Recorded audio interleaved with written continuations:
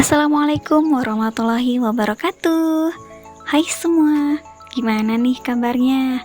Semoga selalu dalam lindungan Allah Subhanahu wa Ta'ala ya. Amin. Alhamdulillah, balik lagi sama aku Eis.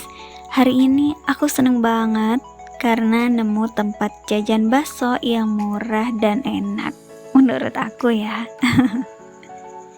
Jadi ini tuh aku beli 10.000 baksonya aja. Dapat 3 bakso kecil dan 1 bakso gede.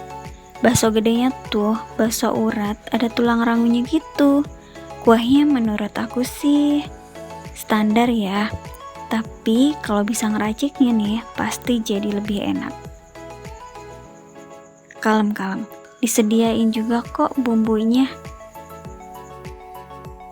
Nah, ini lokasinya di Jalan Proklamasi arah Rengas Dengklok.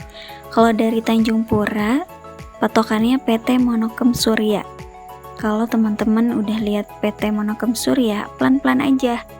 Dan lihat ke sebelah kanan jalan ya. Nanti ada tulisannya bakso urat gitu.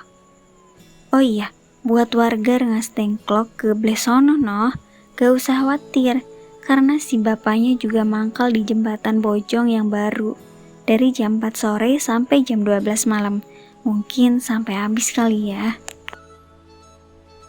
Nah, segitu dulu video dari aku.